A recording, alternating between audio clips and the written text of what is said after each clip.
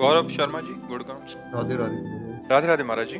महाराज जी, आपका कहना है कि महाराज जी जो अभी आपके शरणागत हैं या जो इस उपासना वृंदावन रस उपासना के साधक हैं, जैसे अभी दीपावली पे लक्ष्मी गणेश जी का विग्रह प्रचलित है कि उनको विराजमान करके, तो हमें कैसे हम अपने प्रिया प्रीतम को अपने प्रिया प्रीतम को विराजमान करके ठीक हम वैसे ही पूजन करते हैं, आरती करते हैं, भोग लगाते हैं और उत्सव मनाते हैं। बस जहाँ लक्ष्मी गणेश जी वहाँ हमारे प्रिया प्रीतम जी राधा वल्लभ लाल जी विराजमान करके वैसे ही करते हैं। उत्सव वैसे ही मनाते हैं, बस श्री विग्रह में अंतर होता है। प्रिया प्रीतम होते हैं, जुगल किशोर होते हैं, बस उसमें लक्ष्मी गणेश जी होते हैं। निकेत जी, राधे राधे महाराज जी। महाराज जी, अर्जुन देव जी महाराज जी के समान दीक्षा, धैर्य और समभाव कैसे प्राप्त हुआ? अवतारी पुरुष में हम में अंतर होता है, इसका प्रश्न है। अवतारी पुरुष में और अपने में अंतर होता है। उनके जैसा धैर्य उन्हीं को केवल प्राप्त है। गुरु है, वो गुरु है, वो ब्रह्म है, मूर्तिमान भगवान है, दूसरे में ऐसी सामर्थ्य नहीं। सामर्थ्य यहाँ जरा सा बीमारी हो जाए तो भजन छूटने लगता है, और उनको तपते हुए तवे पर बैठाल कर जलती हुई तपती हुई बालू डाली जा रही, भयानक कष्ट के हम सब नाखून और सब कष्ट उनको दिए जा रहे, और कह रहे तेरा किया मीठा लागे, तेरा किया मीठा लागे। वाहे गुरु वाहे गुरु वाहे गुरु, इसके आगे कोई शब्द नहीं, आह नहीं। शरीर छूट गया, नदी में जाकर फिर शरीर छोड़ दिया।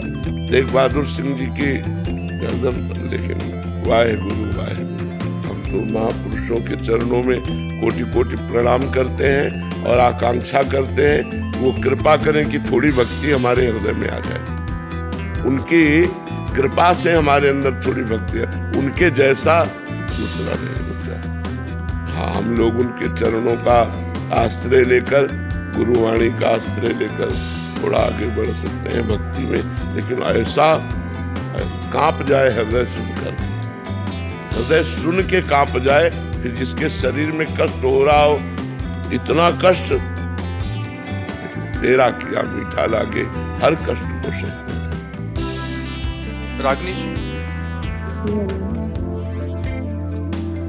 महाराज जी, इन गर्मियों से पहले मुझे भगवान में बिल्कुल आसक्ति नहीं थी, फिर अचानक ऐसा हुआ कि राधा नाम जपने से उसने अपना प्रभाव दिखाया और श्रद्धा आ गई। महाराज जी अभी यह कह रहे हैं कि जब डर लगता है कि किसी दिन अगर सेवा से चूक हो गई, जैसे रजो धर्म में पूजा नहीं कर सकते लेकिन घर में किसी और पर निर्भर भी नहीं रह सकते पूजा के लिए, तो उतने दिनों में भगवान की सेवा कैसे करें महाराज जी? हाँ, मतलब कोई अपराध नहीं है, ना सेवा होने पर भगवान नाराज नहीं हो जाएंगे, पर अगर ऐसी व्यवस्था हो जाए कि कोई आकर भगवान को भोग लगाया जाए, उन 3 दिनों में कोई सेवा कर जाए तो अच्छी बात है, और ना कोई करे तो कोई परेशानी नहीं, भाव से कर दीजिए।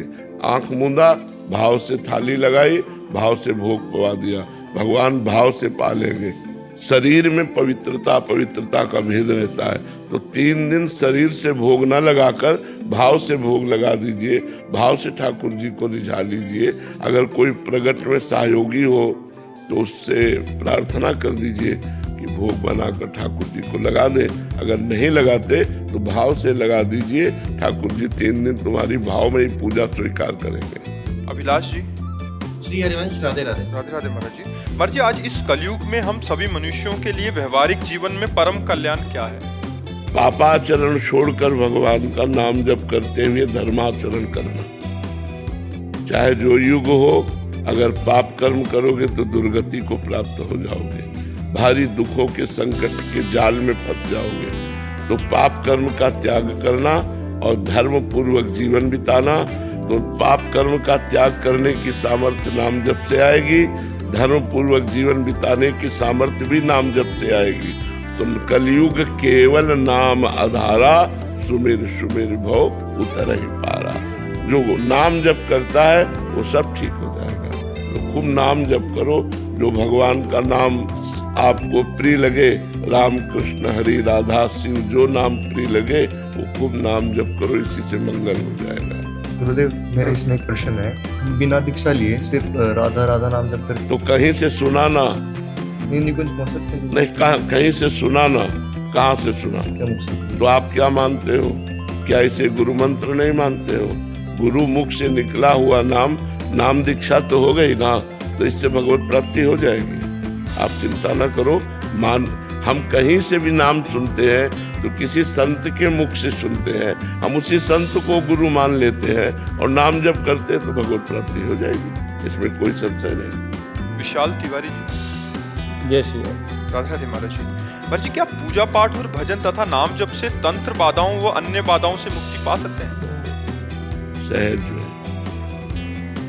जिते विनायक शुभ अशुभ विघ्न करे नहीं कोय, विघ्न करे नहीं कोय, डरे कलिकाल कष्ट भय, हरे सकल संताप हरस हरि नाम जपत जय। जो भगवान का नाम जप करता है, न भूत प्रेत उसके ऊपर चढ़ते हैं, न कोई तंत्र आदि की बाधा उसको पहुंचा सकती है। भगवान नाम जप कर रहा हो और मारण का प्रयोग कर दिया जाए तो जो मारण का प्रयोग करेगा उसी के ऊपर मारण लगेगा, जाके नाम जापक के ऊपर। महाराज जी, हमारे ऊपर तो नहीं, लेकिन पत्नी पूजा नहीं कर पाती है किसी कारणवश, लेकिन उन्हें बहुत ज्यादा परेशान। हाँ, जब तक नाम जप नहीं होगा फिर हम गारंटी नहीं लेते। नाम जप हो रहा है, गारंटी इस बात की, कोई भी भूत प्रेत पिशाच किसी भी तरह का तंत्र मंत्र उसके ऊपर नहीं जा, अगर नाम जप चल रहा है। महाराज जी, आपके यहाँ आने के लिए भी हमने बहुत प्रयास किया कि आपकी शरण में आ जाए, लेकिन आने को तैयार नहीं। जैसी हो भवतव्यता तैसी बने सहाय। जैसा भोग होता है वैसी परिस्थिति बन जाती है। अगर वो भगवान नाम जप करने लगे तो सब ठीक हो जाएगा। भगवान नाम में अपार सामर्थ्य है, और नाम जप नहीं है तो फिर तो सब बाधा ही बाधा है। फिर तो जहाँ राधा नहीं वहाँ बाधा ही बाधा है। नाना प्रकार की कामनाएं, विषमताएं, राग द्वेष, नाना प्रकार के सब भूत प्रेत पिशाच, ये सब बाधा ही बाधा है। अमित जी जयपुर से। राधे राधे महाराज जी। महाराज जी, भाव, चिंतन और कल्पना का स्वरूप क्या है? भाव, जब हम निरंतर भजन का अनुष्ठान करते हैं, पर निरंतर भजन का अनुष्ठान संत संग से होता है। भजन न होई संग बिनु, भजन बिना नहीं प्रेम, छिन्हु भजन न छाड़िए, धरिए यह ध्रुनेम। जब हम भजनानंदी संतों का संग करते हैं, उनके कृपा प्रसाद से भजन में हमारे अंदर भाव आता है कि हम भगवान के लिए अपना जीवन समर्पित करें, हम सत्कर्म करते हुए निरंतर भजन करें। ये साधारण भाव आया। जब हम निरंतर भजन करते हैं तो अनर्थ की निवृत्ति होती है, पापाचरण की, अधर्म की, गलत वृत्तियों की। जब इनकी निवृत्ति हो जाती है तब हमारे अंदर भाव आता है। नाम में ऐसी प्रेममयी रुचि और भगवान में भाव का प्राप्ति, और भाव ही भगवान की प्राप्ति कराता है। जब हमारे अंदर भगवत भाव आ जाता है तो जड़ चैतन्य समस्त चराचर जगत में एकमात्र भगवान का ही अनुभव होता है। जड़ चेतन जग जीव जत सकल राम में जान, यह भाव। दास्य भाव, सख्य भाव, वात्सल्य भाव, कांता भाव अर्थात गोपी भाव, सहचरी भाव, यह है भाव। भाव कब आता है? पहले साधु संग, भजन में हमारे अंदर भावना आना कि हमारा प्रतिक्षण भजन हो, अनर्थ की निवृत्ति, फिर भजन में गाढ़ रुचि, फिर भगवत भाव, फिर भगवत प्रेम, भगवत प्राप्ति, ये क्रम है। चिंतन ना ये वाचिक जप है, ना उपांश जप है, ये मानसिक जप है। राधा तो अंदर चल रहा है, राधा जो चल रहा है वही सुन रहे हैं, वही लिख रहे हैं, इसे चिंतन कहते हैं। अंदर ही अंदर बाहर कोई चेष्टा नहीं है, अंदर से हम नाम जप करते हुए नाम में डूब रहे हैं। नाम का चिंतन, भगवान के रूप का चिंतन, भगवान के गुण का चिंतन, भगवान की लीलाओं का चिंतन, ये चिंतन ही हमारे अंदर जाकर परम भाव पैदा कर देता है। और कल्पना ये असत है। सत की कल्पना नहीं होती, भावना होती है, असत की कल्पना होती है। तो कल्पना शब्द असत से है और चिंतन और भावना ये अध्यात्म से है, और ये प्रारंभ साधु संग से होती है और पूर्णता भगवत प्रेम में होती है। किसका प्रश्न था, समझ पा रहे हो आप? ज्योति सिंह जी, काशी से। राधे राधे महाराज जी। महाराज जी, निष्काम भक्ति और भगवत प्राप्ति की लालसा में भगवान जल्दी किसको मिलते हैं, निष्काम भक्ति वालों को या भगवत प्राप्ति की लालसा वालों? तो निष्काम भक्ति ही तो भगवत प्राप्ति का रास्ता है। आपने उसे दो करके कैसे बात कर दी? एक ही बात तो है।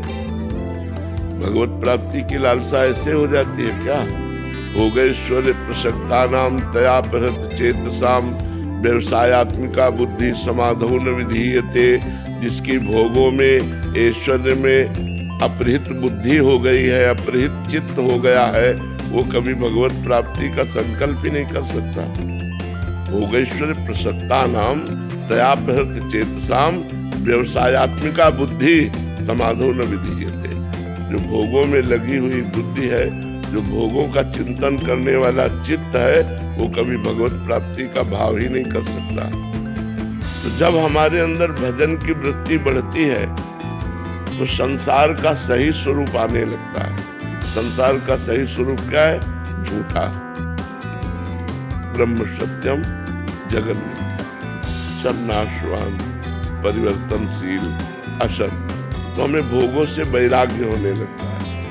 भोगों से वैराग्य होना ही निष्कामता है, कोई कामना नहीं रहती। जब निष्कामता में कामना प्रकट होती है भगवत प्राप्ति की लालसा, तब प्रेम प्रकट होता है। निष्कामता में ही तो भगवत प्राप्ति की वृत्ति उदय होती है। तो हम उसे दो करके बात करेंगे कि निष्कामता श्रेष्ठ है या भगवत प्राप्ति की लालसा, तो गलत। निष्कामता से ही भगवत प्राप्ति की लालसा, भगवत प्राप्ति की चाह, भगवत मिलन की उत्कंठा ये जागृत होती है। इसलिए भगवान से प्रार्थना करें कि हमारे अंदर निष्काम भक्ति जागृत हो, तो उसी के फल से लालसा उत्पन्न होती है। सुख में भगवान याद रहते हैं, दुख में भूल जाते हैं।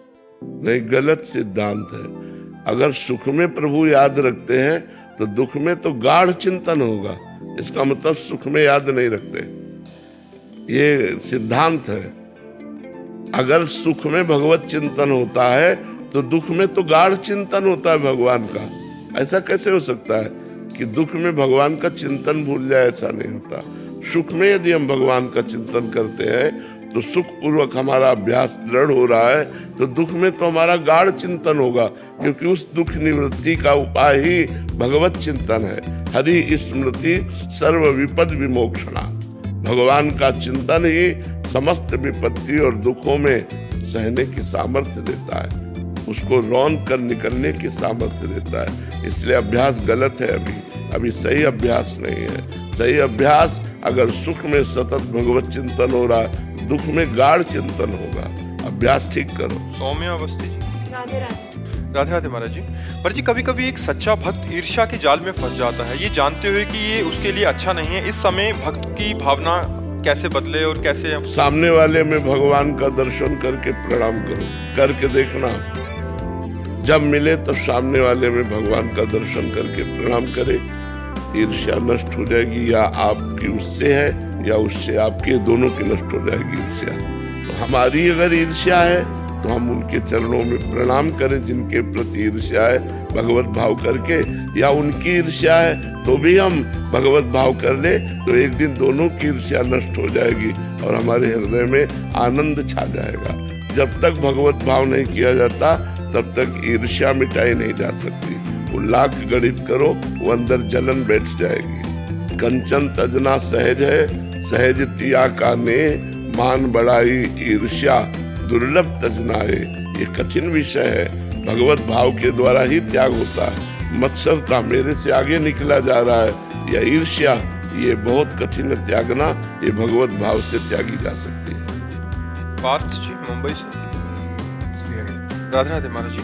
महाराज जी, जीवन में कई बार कुछ खोकर ही कुछ पाने का अनुभव होता है। एक और कृपा और प्रशंसा होती है तो दूसरी ओर उलझन और असंतुलन बनता है। ऐसे समय में जब मन को भविष्य की चिंता और संबंधों में कठिनाई महसूस हो, तब भक्ति को कैसे स्थिर और निर्मल रखना? नाम जप, उस समय नाम जप को पकड़ लेना चाहिए। जैसे अब तूफान आ रहा है तो हम किसी पहाड़ का आश्रय ले ले तो सुरक्षित हो जाएंगे। तो तूफान माया का है, बहुत बड़ा तूफान। कभी कभी ऐसी घटनाएं होती हैं, ऐसी परिस्थितियां आ जाती हैं कि केवल एक ही रास्ता दिखाई देता है। जब ऐसी स्थिति आवे उस समय भगवान का आश्रय लो और नाम जप करो। देखो तूफान ऐसे उड़ जाएगा और आप बिल्कुल बच जाएंगे। भगवान बचाते हैं। हरि स्मृति सर्व विपद विमोक्षणा। भगवान का स्मरण तुरंत विपत्तियों का नाश करता है। तो जहां विपत्ति में फंसे, जहां ऐसा लगे अब मेरा माइंड काम नहीं कर रहा, उस समय विशेष भगवान का नाम स्मरण करें। भगवान से जुड़े, संसार का सहयोग न ले, संसार के किसी व्यक्ति से फोन करके सहयोग न ले कि आप हमें थोड़ी समस्या का समाधान, वो और फंसा देगा। भगवान से सहयोग ले, एकदम एकांत हो जाए और हृदय से भगवान को पुकारे, भगवान का स्मरण करे, नाथ अब मुझे रास्ता दीजिए। ऐसी परिस्थितियां फंसती है जिसमें व्यक्ति तो सहयोग कर ही नहीं सकता। अगर किसी व्यक्ति के सहयोग की सोची जाए तो और बिगाड़ देगा, वो संभाल नहीं पाएगा, वो हमारी समस्या को नहीं समझ पाएगा। वो समस्या केवल हरि से ही निपटेगी। इसलिए भगवान से प्रार्थना करना चाहिए, उस समय नाम जप बढ़ाना चाहिए और विश्वास करना चाहिए, धैर्य रखना चाहिए कि हमारी विपत्ति का नाश भगवान करेंगे। हरि स्मृति सर्व विपद विमोक्षणात्। ये हम तुम्हें बिल्कुल पक्की बात कह रहे हैं। भगवान के सिवा कोई नहीं, सब असमर्थ नजर आते हैं। ये हमको हमारा शोषण कर सकता, पोषण नहीं कर सकता। इसलिए एक ही केवल सहयोगी होते हैं, भगवान, और हम उनका आश्रय लें और उनको भजे। उस समय तभी हमारा मंगल होगा। मर्जी, अगर फिर भी विपत्ति दूर नहीं हो रही तो वो भी उसी को करते रहो। समय लग जाएगा, हो जाएगा, विश्वास करो। समय लग सकता है लेकिन वो कार्य हो जाएगा। वो आप उससे बच जाएंगे, उस तूफान से आप बच जाएंगे। आप उसी को पकड़े रहिए। पर जी कभी कभी वो विपत्ति तो दूर नहीं होती, बट आगे चल के मंगल हो जाता है, ये भी होता है। हाँ बिल्कुल होता है। बिल्कुल तभी कह रहे हैं कि आप निकल जाओगे, आप उस विपत्ति से निकल जाओगे, आपको कुछ बिगाड़ नहीं पाएगी। समस्या आएगी, समाधान मिल जाएगा। और पकड़े रहो, नाम न छोड़ना। जैसे तूफान आ गया, हमने किसी पहाड़ का आश्रय ले लिया तो हम बच गए। ऐसे भगवान का आश्रय ले ले तो भगवान का आश्रय ही समस्त विपत्तियों से बचा लेता है। भगवान ही है जो बचा सकते हैं। यद्यपि अलग अलग विभागों की अलग अलग विपत्ति है। जैसे एक विद्यार्थी है महाराज जी, वो किसी एग्जाम की तैयारी कर रहा है तो 3-4 बार में फेल हो गया। घर से मतलब विपत्ति आ रही है, मानसिक विपत्ति आ रही है, परीक्षा में पास हो नहीं पा रहा। तो अगर वो पास नहीं होता तो ये विपत्ति का समाधान तो नहीं हुआ, बट आगे चल के उसको कहीं अन्यत्र और अच्छा नहीं। अगर वो एक बार फेल हुआ और वो विचार करे कि मैं फेल क्यों हुआ हूँ, एक चैप्टर है वो आपको पढ़ाया गया है और उसी पढ़ाए गए चैप्टर से प्रश्न हुआ है, तो आप कोई नशा करते हो, आप कोई गंदी बात करते हो, आप अपने चिंतन को कहीं बांट रहे हो, आप हटाइए और अपने चिंतन को एकाग्रता पूर्वक लगाइए और भगवान का नाम जप कीजिए। और ना पास हो जाए तो आप हमें बताओ। भाई अगर पढ़ाई में हम फेल होते हैं तो हमको ये समझना कि 10 क्लास में अगर हम पढ़ रहे हैं तो 11वें क्लास का प्रश्न नहीं आएगा, 10वीं क्लास का प्रश्न आएगा। और टीचर उस विषय को हमको पढ़ाते हैं तो उस समय हमारा दिमाग कहाँ गया, उस चैप्टर को हमने क्यों तैयार नहीं किया। इसका मतलब हमारा दिमाग बटा हुआ है मनोरंजन में, कहीं गर्लफ्रेंड बॉयफ्रेंड, कहीं व्यसन, कहीं ऐसी जगह बटा हुआ है जो हम अपने विषय से दूर होते चले जा रहे हैं पढ़ाई से। तो हमें चाहिए, इसीलिए हम कहते हैं कि ये बड़ी तपस्या का समय होता है। जो विद्याध्ययन समय है, विद्यार्थी का एक तपस्वी जीवन होता है। अगर वो अपनी एकाग्रता को नहीं समेट रहा है और वो इधर उधर फैला रहा मनोरंजन में, तो फेल तो हो ही जाएगा। और भगवान का नाम जप करें और संयम से अपने चित्त को अपने पढ़ाई में लगावें तो निश्चित पास हो जाएंगे। क्योंकि चैप्टर एक सीमित है, क्लास का चैप्टर एक सीमित है, असीम नहीं है। कि भाई कहीं से भी प्रश्न हो जाएगा, एक ग्रंथ है उसमें कहीं से हो सकता है, और वो आपको साल भर समय दिया गया है, आप उसको पढ़िए तो फेल कैसे हो सकते हैं। अगर एक बार फेल हो गए तो दोबारा हम उसकी चेष्टा करें। अगर हम 2 बार फेल हो रहे हैं तब तो बहुत शर्म की बात है कि हम 2 साल में एक चैप्टर को नहीं तैयार कर पा रहे हैं, तो उसमें हमारी कोई ना कोई कमियां हैं। उन कमियों को दूर करना चाहिए, ना कि निराश होना चाहिए।